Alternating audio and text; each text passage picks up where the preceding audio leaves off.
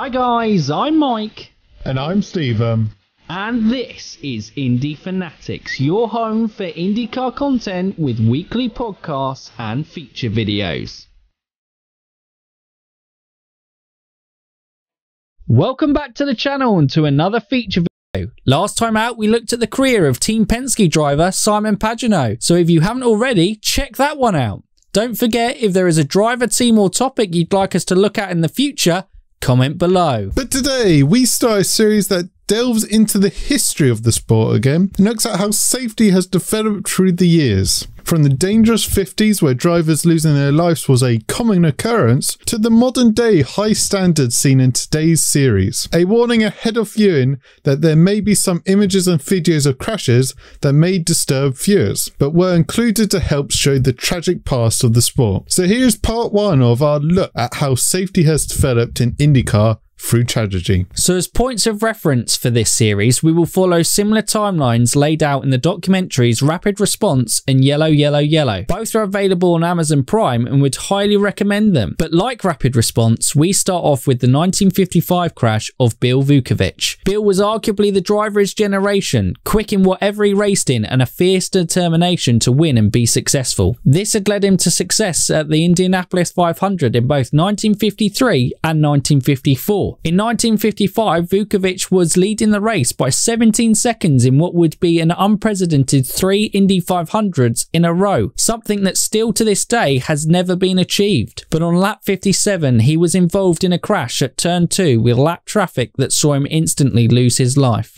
Bill Vukovich was the favourite driver of a young IndyCar fan, Steve Olvey, who is the main focus of the Rapid Response documentary with his impact on improving safety and medical care in the sport. Bill's death was Steve's first experience of mortality in the sport and no doubt had an impact on him that would motivate his care for drivers' safety later in life. Steve recalls safety being an afterthought in those days, with firemen on site but no paramedics, and the first responders were often drivers, so if a crash was severe, the consequences were often a fatality. 20 drivers lost their lives during the 50s, and the dangers of the sport even saw the American Automobile Association pull out as the governing body in 1955, with crashes like Vukovich's and the Le Mans disaster leaving them not wanting to be associated and responsible for the dangers that motorsport was bringing. Even to the mid-60s, no real major steps had been taken in regards to improving safety in the sport, with only real small changes to helmets and seatbelts being introduced. But deaths in American open wheel racing and globally were still very common. Rapid Response throughout has segments from drivers reliving their experiences, and Bobby Unser and Mario Andretti recalled that it was just an accepted part of the sport, that you could get hurt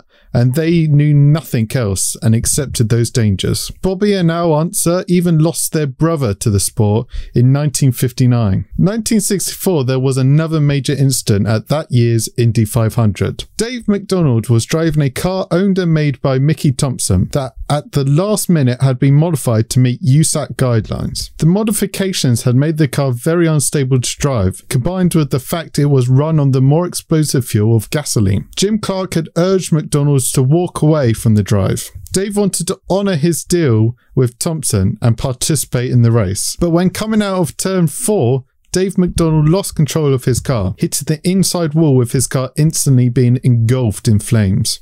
His car slid back on track and was hit by Eddie Sachs. 7 cars in total would be involved in the second lap incident. Eddie and Dave sadly lost their lives, and it was the first time in the history of the 500 the race had to be stopped due to an accident. As a consequence of the gasoline explosion at this race, the use of the fuel was outlawed from 1965 onwards, and only methanol and ethanol based fuels have been allowed since. The next part of the documentary begins with Steve Olvey's path into medicine and how he met Dr. Tom Hanna when volunteering medical care at the Indy 500. Tom Hanna was the first doctor employed by Indianapolis Motor Speedway in 1960, though his links back to the speedway could be found as early as 1931. He was the first man to give medical examinations to driver prior to the race. Dr. Hanna was in control over what was most likely the most advanced medical facilities in world motorsport of the time, with an on-site hospital at the track. Though with limited equipment and resources, it was still far short of what it needed to be. With Steve's developing relationship with Dr. Hanna, it led to Ovi being the first doctor to be on site on the racetrack in an ambulance that was a converted hearse. From 1966 to 1975, Dr. Ovi was effectively the only staff at the IMS hospital, as Dr. Hanna was a busy family practitioner outside of the speedway and could only really be at the facility for race day. In 1972, a year notable for it being the first year bolt-on wings were allowed on the cars, which saw speeds increase significantly. It also saw a crash in practice by Jim Malloy, who suffered a severe head trauma injury and was taken to Steve at the hospital. But Ovi recalls feeling helpless and unable to really help Jim, who was put back in the ambulance and later succumbed to the injury sustained in the crash. After this incident, it saw Steve and the Speedway work to improve first response at the circuit, beginning resuscitation and critical medical care at the track to try and stabilise the drivers the best they could, before being taken to hospital for further care. The problem for the drivers was this was only in place at Indianapolis. Most tracks had no form of organised medical care at the tracks, and some didn't even have ambulances. Bobby Unser recalls in the documentary that in the early days, safety workers were essentially fans who volunteered, as it gave them a great view of the race, and they just hoped nothing bad would happen on their watch. He also highlighted a lack of understanding of incidents, as he recalls a crash in practice at Ontario where the fire crew parked way back from the crash as they thought his burning car was a ticking time bomb. Well, Unser pulled from the car,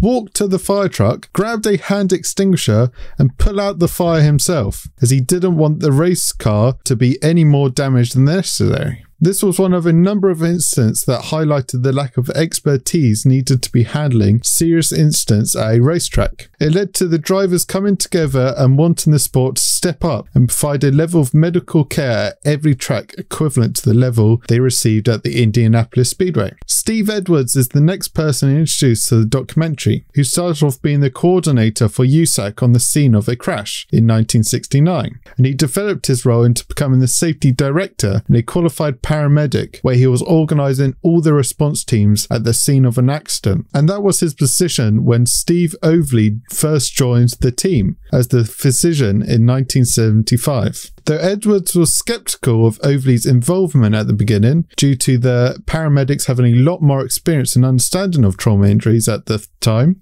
the partnership will become an efficient balance of understanding each other's strengths, where Dr. Ovey would take control of the medical situations and utilise the paramedic skills and ability to deal with trauma injuries that they had developed while working on the circuit. There was still an issue that each individual track was responsible for providing the equipment and personnel at each race for the team, and this led to a wide variety of standards of medical support, and some were still nowhere near the standard required. This led to Steve Edwards helping to organise not only the personnel that they took to each racetrack, but also all the equipment they needed for a dedicated safety team. Although still relying on local medical professionals that took time to bring up to standards, at the very least, drivers now had familiar faces at the racetracks, with them helping to provide a basic level of medical attention after a crash. Ovey admits it was a time they were learning how little they did know and not realising the seriousness of injuries that they would gain a greater understanding of further down the line, and still having limited equipment to treat and diagnose.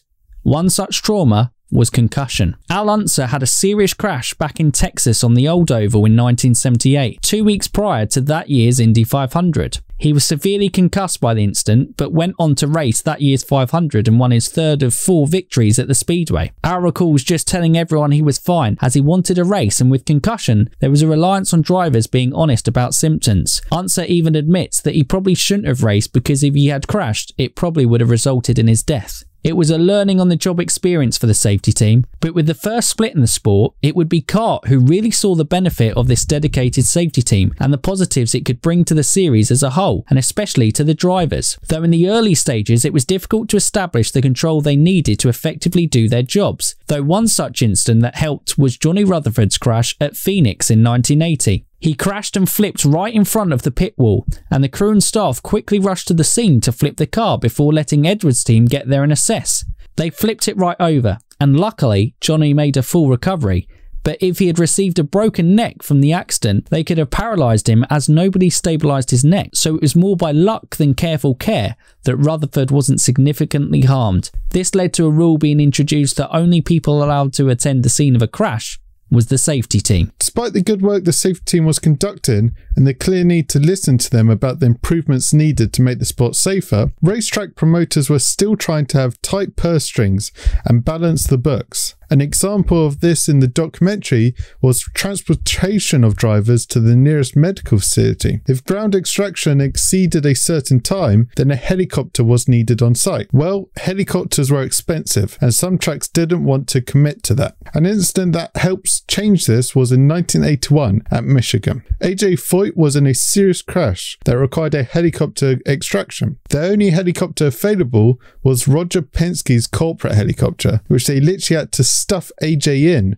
between the backboard and the roof of the helicopter while he was still unconscious and hoped he would get there okay. Foyt recovered with the severed artery repaired, but it led to the rule being introduced that only medical helicopters would be used and staffed by properly qualified people. It took an incident like this to push promoters into the fear of not wanting anything bad to happen on their circuit on national TV. Though the safety team was making great strides forward and with a series in kart that was fully behind helping them advance safety and medical care for the drivers as much as they could, there was still a long way to go. Gordon Smiley's crash at Indianapolis in 1982 was an example of this. As the cars were continuing developing, so were the speeds increasing, and Gordon wanted to break the 200 mph threshold. When his car oversteered coming out of turn 3 during the correction, Gordon's tyres regained grip and he flew into the wall in a horrific crash.